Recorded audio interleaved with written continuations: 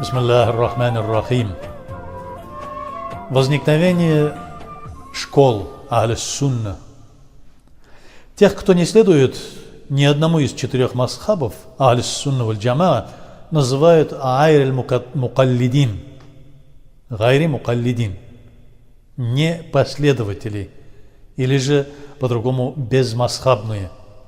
Они, безмазхабные ученые, в свое оправдание обычно говорят: Всевышний Аллах и Его посланник не предписывали нам следовать за кем-либо из простых смертных или следовать какому-нибудь мазхабу. В ответ им можно указать на следующие аяты благородного Корана. Здесь нужно добавить, что безмазхабные, это при упоминании о безмазхабности речь будет идти только об ученых безмазхабниках, потому что не про обычных мусульман, которые еще не определились с выбором пути из-за отсутствия достаточной информации.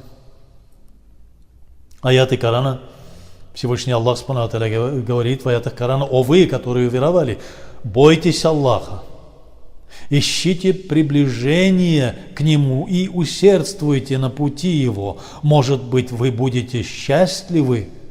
5 сура, 35 аят. Еще в 21 суре, в 7 аяте, Аллах Субхану ва Тааля еще обращается: «Фас'алу ахлю зикр ин кунтум ла та'ламун». Спросите же у людей напоминание, если вы чего-то не знаете. Многочисленные хадисы об основателях 4 мазхабов суннитов приведены в книге Асхаб Кирам Ахмада аль-Фарука ас-Сархинди, который умер в 1034 году по хиджре, то есть, или иначе, по григорианскому, 1624 году. Основатели этих школ, как было уже сказано, ученые самой высокой категории. А в известном сборнике «Джами ас-Сахих» имам аль-Бухари приведен общеизвестный хадис: «Аль-уляма вураса'уль амбия» – ученые, наследники пророков. Современным мусульманам, неискушенным в тонкостях многочисленных взаимодополняющих наук, вероучения и религиозного права, невозможно постигнуть этого пути. Постигнуть путь посланника, пророка Мухаммада, саллаллаху алейхи вассалям, без чтения и изучения книг ученых. Если учесть, что в исламе существует 20 основных и 80 вспомогательных наук, то становится более чем ясно, что самостоятельно освоить из океана знаний хотя бы самое необходимое практически невозможно. Этим багажом знаний в полном объеме обладали только муджтахид мутлак, то есть мутлак аль-муджтахид, и их ученики, основатели школ, мазхабов Ахль-ас-Сунна валь-Джамаат. Напрашивается вывод: получать знания возможно лишь путем изучения книг ученых суннитов, последователей 4 богословско-правовых школ, мазхабов, так как следовать одному из 4 мазхабов, приверженцев сунны, значит следовать предписаниям Корана и сунны наилучшим образом, а стало быть, следовать пути, указанному посланником Мухаммадом, саллаллаху алейхи вассалям, то есть идти по сунне пророка. Муджтахиды, передатчики знаний мазхаба ханафи. Ученые, передававшие знания каждому мазхабу от самого пророка Мухаммада, саллаллаху алейхи вассалям, были истинными последователями Корана и приверженцами сунны, так как получали знания по непрерывной цепи передатчиков. Возьмем, например, мазхаб имама Азама Абу Ханифа. Основателем мазхаба имама Абу Ханифа, то есть являлся имам Абу Ханифа, который умер в 150 году хиджры, получил основные знания по фикху от имама Хаммад бин Аби Сулеймана, который умер в 120 году по хиджре, то есть в 738 году по милади, григорианскому календарю. Тот же, в свою очередь, учился у Ибрахима ан-Нахаи, который умер в 96 году по хиджре, в 715 году, который учился у Алкама бин Кайса, умершего в 62 году по хиджре, в 681 году. Алкама же был учеником знаменитого сахаба Абдуллаха ибн Масуда, радiyallahu ан,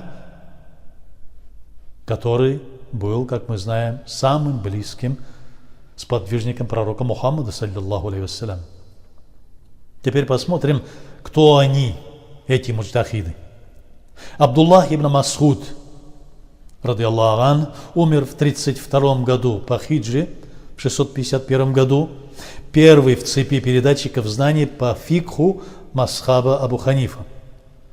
Абдуллах ибн Масуд был 6-м человеком, принявшим ислам, то есть одним из первых практически. В то время был очень молод, то есть когда принял ислам, был очень молод. Дважды совершал хиджру, вначале в Абиссинию, в Эфиопию, а затем в Ясриб, в Медину. И до и после хиджры постоянно жил и находился рядом с пророком Мухаммадом, саллиллаху алейхи вассалям. Из-за этого многие считали его членом семьи самого посланника Ахль-Байт. Некоторые думали, что он из семьи пророка Мухаммада, саллиллаху алейхи вассалям. Был участником всех сражений против неверных и одним из немногих сподвижников, знавших наизусть полный Коран. Также знал на память и передал большое количество хадисов. Он стремился во всем следовать пророку Мухаммаду, саллиллаху алейхи вассалям, и был из числа лучших его учеников. Ученые ислама называют Абдуллаха ибн Масуда первым муфассиром, и рядом с ним еще называют Абдулла ибн Аббаса. Абдулла ибн Масуд и Абдулла ибн Аббас, они были первыми муфассирами, первыми комментаторами Корана. Имам также был и одним из первых и лучших знатоков религиозного права, фикха. Знания, полученные от пророка Мухаммада, саллиллаху алейхи вассалям, передал своим ученикам, среди которых выделялся своими знаниями Алкама ибн Кайс. Алкама ибн Кайс умер в 62 году по хиджре, в 681 году по григорианскому календарю, по милади. Его полное имя Абу Шибль Алкама бин Кайс бин Абдуллах бин Малик ан-Нахари аль-Куфи. Алкама бин Кайс, выдающийся табигин и известный ученый по фикху, толкованию Корана, хадисам и другим религиозным наукам.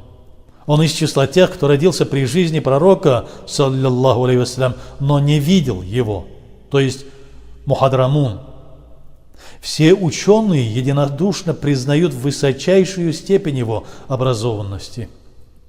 Алкама встречался со многими сподвижниками, ридвануллаху алейхим аджмаин, обучался у них разным наукам и изучал хадисы у них, в том числе у самого Абу Бакра Сиддика, Умара ибн Хаттаба, Усман ибн Гаффана, Али ибн Абу Талиба, Айши, Абдуллах ибн Масуда, Салман аль-Фариси, Абу Дарда, Хузайфат аль-Ямани, ридвануллахи алейхим аджмаин.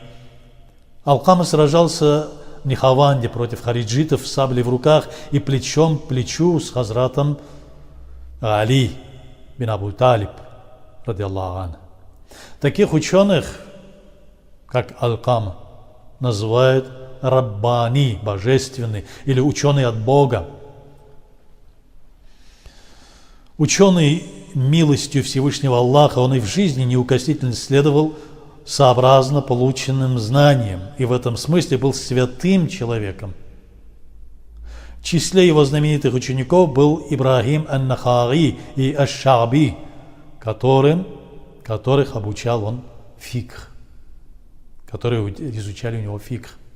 Ибрахим ан-Нахаи, Абу Имран, умер в 96 году, по хиджре 715 году по милади.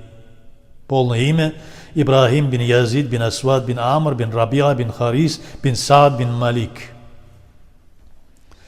Ученик Алкамы бин Кайса, выдающийся ученый, факих времени первых табиинов, основатель иракской школы муджтахидов, совершавших иджтихад методом раи, методом сопоставления аналогий.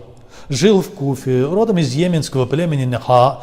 Одним из лучших его учеников был Хаммад бин Аби Сулейман, рахматуллахи алейхи. Хаммад бин Аби Сулейман, Абу Исмаиль, умер в 120 году по хиджре, 738 год по милади, по григорианскому календарю. Выдающийся табиин, известный ученый по фикху, учитель имама А'зама, имама Абу Ханифа, жил в Куфе. Основными его учителями был Анас бин Малик, ради Аллаху, сподвижник пророка Мухаммада саллаллаху алейхи, и Ибрахим ан-Нахаи, рахматуллахи алейхи. Учился также у Зайда бин Вахба, Сайда бин Мусайяба, Сайда бин Джубайра и Кримы Аби Ваиля. Его учениками были его сын Исмаиль бин Хаммад, Асим аль-Ахваль, Шоба, Суфьян ас-Саури, Хаммад бин Салама, Мисхар бин Кадам и Абу Ханифа, Хаким бин Утайба, рахматуллахи алейхим аджмаин. Переданные им хадисы помещены в 4 сборниках Сунан, а также в сборнике хадисов имама Муслима и в книге Адаб аль-Муфрад имама аль-Бухари. Будучи последним звеном цепи передатчиков науки фикх мазхабу Ханафи, он передал эти знания от Анаса бин Малика и Ибрахима ан-Нахаи, который передал их от Алкама бин Кайса, а тот от Абдуллаха бин Масхуда, ради Аллаху анху. Абдуллах бин Масхуд передал эти знания непосредственно от пророка Мухаммада, саллаллаху алейхи вассалям.